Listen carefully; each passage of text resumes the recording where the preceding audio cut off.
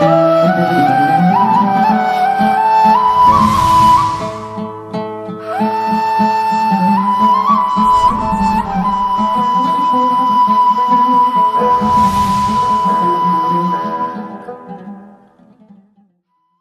الله الرحمن الرحيم. الحمد لله والصلاة والسلام على رسول الله صلى الله عليه وعلى آله وصحبه ومن تبعهم بإحسان إلى يوم الدين. بەڕێزان خۆشەویستان ئیمانداران، السلام عليكم ورحمة الله وبركاته. بەڕێزان، باسکردن لە مەوزوعێکی ئەوها گرین کە ئینسان دڵی بە تاعەت و عیبادەتی مانجی ڕەمەزانی پیرۆز خۆش بی،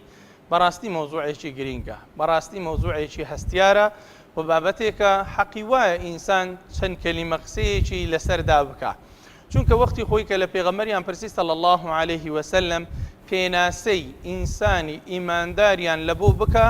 کە ئینسانی ئیماندار کوێیە، پێغەمبەری خوا صلی الله عليه وسلم وەسفێکی داینە دەست ئەوەندە جوان و ڕێکوپێک کۆتایی بە هەموو وەسفێکینا لە بۆ ئەوەی کە تۆ بتەوێ ئینسانێکی ئیمانداری پێناسە بکەیت. فەرمووی ئیذا سەڕەتکە حەسەنەتوکە وەساءەتکە سەیئەتوکە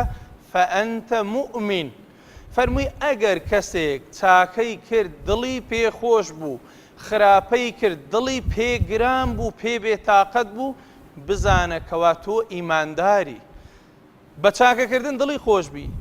بە گوناحکردنیش دڵی ناڕەحەت بی. زۆر کەسەیە دەڵێ گوناحێکم کردی زۆر ناڕەحەتم، تەلەفۆن بۆ مامۆستایەک دەکا، ئەوە دەلیلی ئیمانیتی، دلیلی ئەوەی کە ئیمان لە ناو دڵیدا هەیە. ئەو کەسێک کە تاعەت زۆر دەکات دڵی پێخۆش دەبی، سبحان الله، ئەوە ئیماندارە. ئەوە فاریقە لە مابینی ئینسانی ئیماندار و منافق. ئینسانی منافق کە نوێژش دەکا، خوای گەورە وەسفی دەکا وئیذا قاموا إلى الصلاة قاموا كسالى، هەر دەستنەوە نوێژە دەکەن بەڵام زۆر بەتەمبەری، لا يذكرون الله فيها إلا قليلا، ذکری خوای تێدا ناکەن ئیلا کەمێک نەبی. بەڵام ئیماندار بە نەشات، بە قووەت، بە هێز، بە تاقەت، بەو پەڕی دڵخۆشیەوە دێ عیبادەتەکانی دەکا بەرامبەر بە پەروەردگار و ڕەب العالەمین، چونکە ئینسان دڵی پێخۆش دەبی. محەممەد المستەفا صلی الله عليه وسلم دەفەرمێ کە ئینسان بە ڕۆژوو دەبی،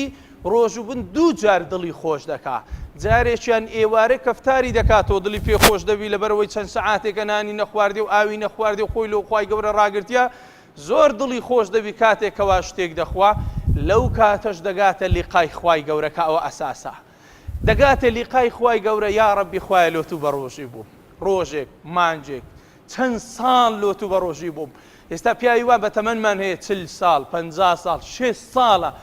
بە ڕۆژی دەبی لۆ خوای گەورە. بزانە ئەو ئیماندارە ئەوەندە بەکەیف و بە زەوقەوە بە ڕۆژی بووە لۆ خوای گەورە، ڕۆژی قیامەت دەگاتە خوای گەورە، خوای گەورە دەبی چ پلە و پایەکی بداتێ، چ دەرەجەیەکی بداتێ ئەو عەبدەی کە لە خیلالی 56 ساڵ ڕەمەزان بەسەریدا تێپەڕیە، یەک جار بێ ئەمری خوای گەورەی نەکردی و لە سەفەریشدا ڕۆژی نەشکاندیە، کە عوزریشی هەبووە و قبولیش بۆ ئەحتیادیش بۆ ئاساییش بووە.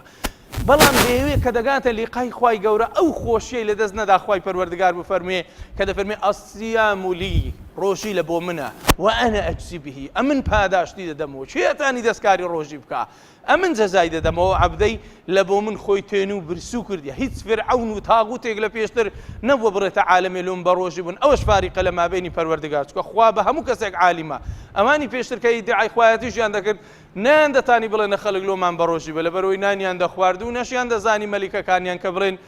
ئێمە بە ڕۆژی نامان علمیان پێنم. جالۆی بەڕێزانم، ئینسان کاتێک کە لە ڕەمەزاندا عیبادەتەکە و بە عیبادەتەکەش دڵی خۆش دەبی، ئەوە ئەساسێکی ڕئیسیە. حتا هەندێک لە زانایان فەرمیانە ئەو کەسانەی بە هاتنی مانجی ڕەمەزان بێتاقەت دەبن یەکە لە گوناحە گەورەکان، یعنی بێتاقەت دەبن، بێزەوق دەبن، نازانین چێوە بچین، کو بڕۆین، کو ڕەمەزان تەواو دەبی، کو بێتاقەتی دەیانگری، ئەوە زەعیفی ئیمانە. ئەگەر نا ئینسانێک لۆ خوا بە ڕۆژی بی، لۆ پەروەردگار بە ڕۆژی بی، لۆ ڕەب العالەمین بە ڕۆژی بی، بێتاقەتی ڕووی تێدەکا، بێزەوقی ڕووی تێدەکا، ئەوە بە شەوق و زەوقەوە وەردەگری. ڕاستە ئینسان لە ڕۆژی گرتنا بڕێک بێتاقەت دەبی. لۆیش خوای پەروەردگار پێغەمبەر صلی الله علیه و سلم لۆمان باز دەکات، دەڵێ ئەو بۆنە ناخۆشەی لە دەوی ڕۆژوگردێک کە بوویتە هۆی بێتاقەتی و جەوی ناو زاریشی لەگەر تێک چووە، لەکن خوای پەروەردگار لە بۆنی مسک خۆشترە. جا لۆیە ئینسان کە چاوی بەو شتانە و بەو ئەجر و بەو پاداشتە و بەو شتە گەورانە دەکەوی، سەلەفی ساڵح 6 مانگ پێش ئەوەی ڕەمەزان بێ دەیانگۆ خوای بمانگەینێ ئەو مانگە، دوعایان دەکردە پارانەوە لە خوا بیانگەینێ ئەو نیعمەتە. وەختێک ڕەمەزان خەلاص دەبوو 6 مانگ دوعایان دەکردیان گۆ خوایە ئەوەی لە ڕەمەزان کردمان لێمان قبول کەی، خوای لێمان وەرگری لێمان ڕەت نەکەیەوە تەماشاکە چەند دڵخۆش بوون بە عیبادەت چەند کەیفیان بە عیبادەت دەهات چەند ئومێدیان پێ هەبوو بە عیبادەت و زەوقیان لەگەر عیبادەتدا دەهات ئێستا خەڵک لەگەر عیبادەتدا زەعیفە بێدەسەڵاتە بێتاقەتە بێزەوقە ناتوانی بێتە ناو هەموو بنج و بناوانەکانی عیبادەت لۆ خوای گەورە بکە و ئەوجا دڵیشی پێخۆش بی و کەیفی پێ بێ یعنی ئینسان بەڕاستی ئەگەر تەماشا خۆی بکە زۆر جاری وایە کاتێک کە عیبادەتی زۆر دەکا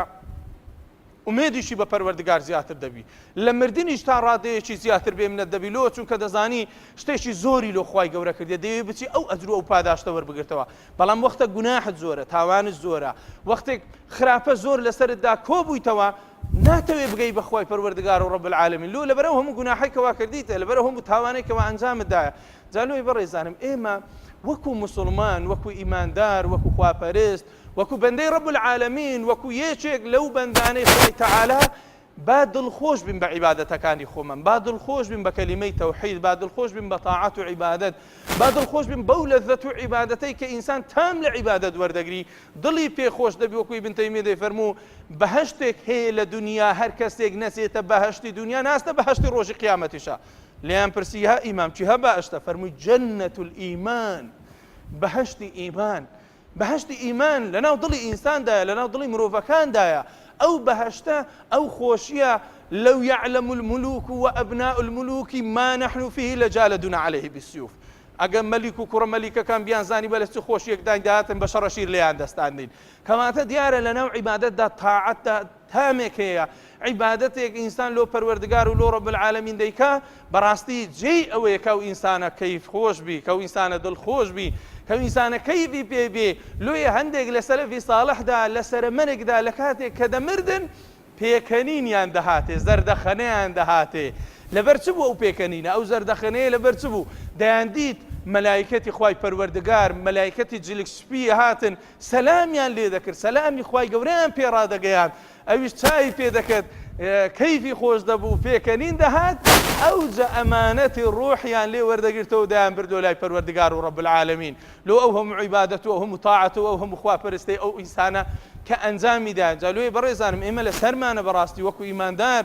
لە تاعەتەکان بێتاقەت نەبین تەمبەڵ نەبین ئینسان چەندی دەتوانی کاری چاکە ئەنجام بدا کاری خێر ئەنجام بدا کاری تاعەت و عیبادەت ئەنجام بدا هەر شتێک پێیان گۆ سونەتە ئەنجامی بدا گوتیان ئەو ئاەتەی قورئان وا دەفەرمێ گوێڕایەلی بکە با ئینسانێکی تەمبەر و تەوەزەل نەبی لە عیبادەتکردندا وەکو خوا نەخواستە خوای گەورە پەناماندا وەکو منافقەکان وەکو بێباوەڕەکان وەکو ئینسانە ضعیف الئیمانەکان وەکو ئینسانێک کەوا کەسەلن تەمبەڵن بێتاقەتن بێزەوەرن لە عیبادەت و لە تاعەتدا بەڵام لە گوناح و لە تاوان و لەو جۆرەشتانە زۆر نەشیتن